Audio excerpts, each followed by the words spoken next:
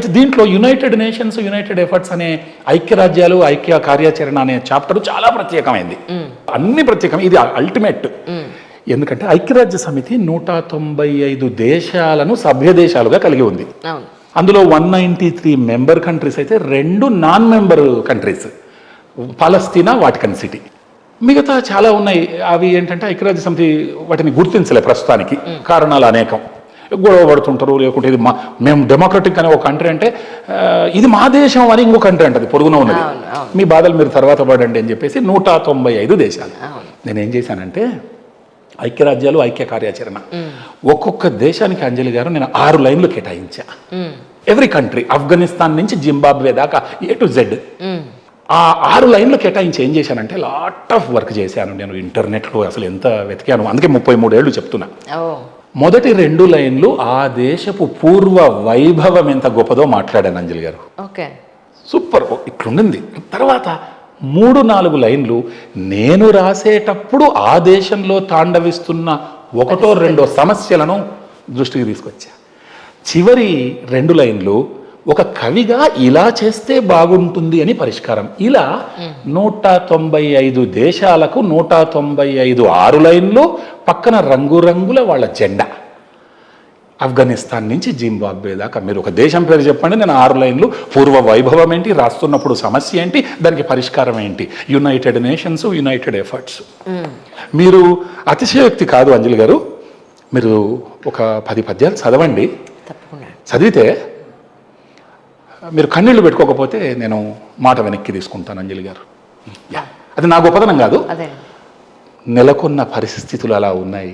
వీటిని మనందరము సంఘటితమై మనం కలిసి ముందుకెళ్ళి మనందరం మన కోసమే work by humans for humans అని ప్రూవ్ చేయాలి. అది కేవలం ఇలాంటి మీడియా ద్వారా, రచనల ద్వారా సాధ్యం అంజలి గారు.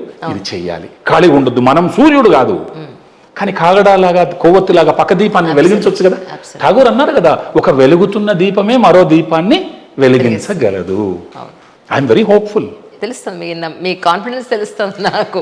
దానికోసమైనా నిజంగా అసలు నేను కూడా విష్ చేస్తున్నాను. ఏంటి అంటే మీరు అనుకున్నట్టుగా ఈ బుక్ అది అవ్వాలి. అండ్ మోర్ ఓవర్ మీరు అనుకున్నట్టుగా దాన ధర్మాలు ఎవరైతే మీరు ఇంత అక్కడ ఇంత ఇక్కడ అని చెప్పారు, మీరు సెంట్రల్కి స్టేట్కి ఏదైతే సెగ్రిగేట్ చేశారో అదంతా జరగాలి. అండ్ మోర్ ఓవర్ విశ్వశాంతి నిజంగానే అవసరం.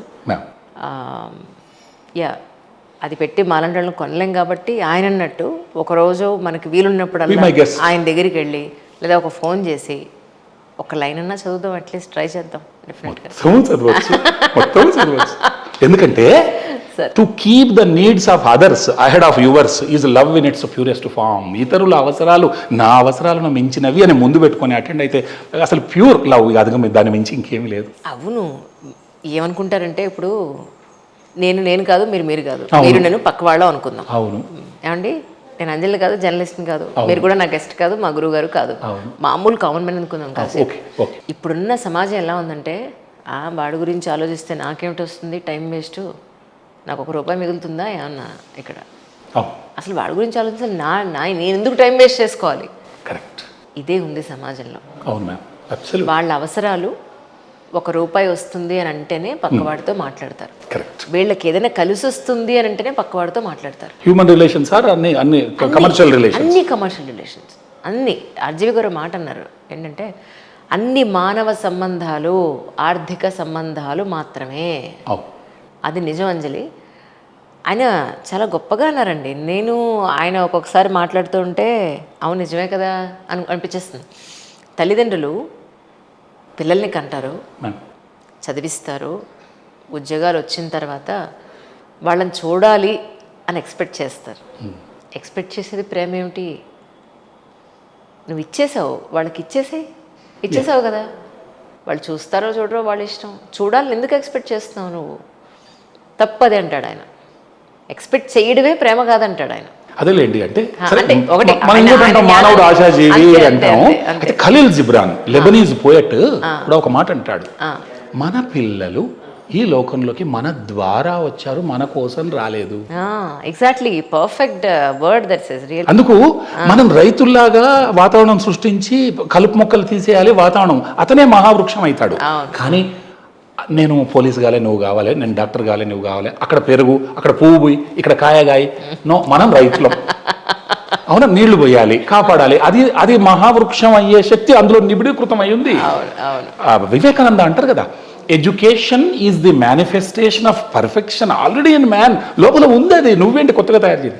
ఆ శిల్పి ఏమంటాడు, ఇంత శిల్పం ఏంది అంటే నేనేం చేశానండి, అవసరం లేని చెత్తా చెదారం తీసేసిన మిగిలిందే శిల్పం. ఆ చెత్తా చెదారం తీయడమే మన అందరి సమిష్టి బాధ్యత. కానీ ఇక్కడ ఒక ముఖ్యమైన పాయింట్ అంజలి గారు, మీరు ఇందాక అన్నారు అందరు స్వార్థం, ఎలా మరి మనం కామన్ మ్యాన్ అనుకుందాం, జర్నలిస్ట్ కాదు అనుకున్నాం కదా. ఒక రైతు ఉత్తమ రైతు అయ్యాడు, సన్మానం చేసి గ్రేట్, అసలు నువ్వు ఏంటి ఉత్తమ రైతు, ఎట్లా సాధించినవు, సీక్రెట్ చెప్పవా అంటే అతను అన్నాడు, నా దగ్గర ఉండే best of the best seeds నా పొరుగు రైతులతో ఫస్ట్ పంచుకుంటా అన్నాడు అంజలి గారు. అది కదా, ఎందుకంటే మనకున్న నాలెడ్జ్ ని పక్క వాడికి షేర్ చేసుకోవడానికి కూడా మనకు బాధ. ఎస్, ఎందుకంటే వాడికి నాలెడ్జ్ పెరిగిపోతుందేమో, అనవసరంగా వాడికి ఎదుగు తెలియాలి. క్రాబ్ మెంటాలిటీ, కాళ్ళు పెట్టి లాగడం. ఎగ్జాక్ట్లీ. ఇతను అడిగారే రీజన్ చెప్పు, బాగా చెప్పావు కానీ రీజన్ చెప్పంటే ఏం లేదు సార్, పక్షులు, కీటకాలు, మనం పాలినేషన్ గురించి మాట్లాడేటప్పుడు పరపరాగ సంపర్కము అంటాం కదా. ఇప్పుడు పక్క పొలంలో పనికి మాలిన విత్తనాలు ఉంటే ఆ పిచ్చుకలు తీసుకొచ్చి అవి నా పొలంలో వేస్తే, నా పొలంలో అన్ని పనికి మాలిన చెట్లే కదా, ముందు నా చుట్టూ ఉండే వాళ్ళు ద బెస్ట్ ఉండేటట్టు నేను విత్తనాలు పంచితే నా పొలం సేఫ్ కదా. సర్వజన సుఖీభవ. So super. సో నేను నా సక్సెస్ని, నిజమైన సక్సెస్, ఇప్పుడు నాకు 3 గిన్నిస్ రికార్డులు ఉన్నాయి అంజలి గారు, మీకేంటట, సిగ్నేచర్ స్టూడియోకి ఏంటట. కానీ మీ విజయంలో నేను అంతర్భాగం అయ్యి, నేను సపోజ్ దోహదపడ్డా అనుకోండి, సహాయం కూడా కాదు, అబ్బా ఏం సక్సెస్ అది, దానికి ఇంకేమైనా పేరుందా. కాబట్టి without enriching others one cannot become rich and one should not become rich అంట నేను. ఇతరులను సుసంపన్నం చేయకుండా మనం సంపన్నులం కాలేము. కాబట్టి ఆల్రెడీ మీకు తెలియదేంటి, పరోపకారాయ ఫలంతి వృక్షాః, పరోపకారాయ వహంతి నద్యః, నదులు పారుతాయి, దుహంతి గావః, ఆవు పాలిస్తుంది. ఇవన్నీ 100% ఇస్తాయి. మనం 100% వద్దు, పరోపకారార్థం ఇదం శరీరం, కొంచెం. కాబట్టి నా దగ్గర డబ్బులు లేవు, అక్షరజ్ఞానంతో ఒక ప్రయోగం చేశా. నేను అభ్యర్థించేది ఏంటంటే, ఇందులో ఉండే అంతఃసూత్రం, స్పిరిట్ని అర్థం చేసుకొని, మీ మొబైల్ ఫోన్లో ఎన్నో ఒక 10,000 నంబర్లు ఉన్నాయి అనుకోండి అంజలి గారు, నా ఈ స్టోరీని ప్లీజ్ ఆ 10,000 మందికి షేర్ చేయండి చాలు. ఇంతే మీరు నాకు చేసే సహాయం. మీరు ఏం చేస్తున్నారు, మీ ద్వారా వెళ్ళిన ఈ సమాచారం ఒక మహామహుడికి చేరి ఈ పుస్తకం విక్రయం అయితే ఈ డబ్బులన్నీ సమాజానికి వెళ్ళిపోతాయి. అది స్వార్థం. నాకు సమాజాన్ని మంచిగా కోరుకునే మంచి స్వార్థం. అందులో అందరూ నాకు సహకరించాలని కోరుకుంటున్నాను. తప్పకుండా సార్, తప్పకుండా. మీ నోటితో మీ నెంబర్ చెప్తారా మరి? వై నాట్, హ్యాపీగా మ్యామ్. 9848023090. డాక్టర్ వంగీపురం శ్రీనాథాచారి, అది సినిమాలో చెబుతారు కదా, 9848023090. కానీ ఫోన్ చేసి వస్తే తప్పకుండా, I'm serious, I mean it, వచ్చి మీరు చదవండి. I would be very happy. ఎందుకంటే మీరు నాకు ఒక పని తగ్గిస్తున్నారు, మీరు దాని యొక్క గొప్పతనాన్ని అర్థం చేసుకొని దాన్ని ముందుకు తీసుకెళ్లే లెఫ్టినెంట్లు అవుతున్నారు నాకు మీరు. So you are leading me. So really thank you. ఎన్నిసార్లు చెప్పినా. అయ్యో, thank you so much sir. నిజంగా such a great conversation. Coming ఫ్యూచర్లో డెఫినెట్గా మీతో నాకు ఒక సిరీస్ 100% మనం చేస్తాం. అది మీరు దానికి thank you so much sir.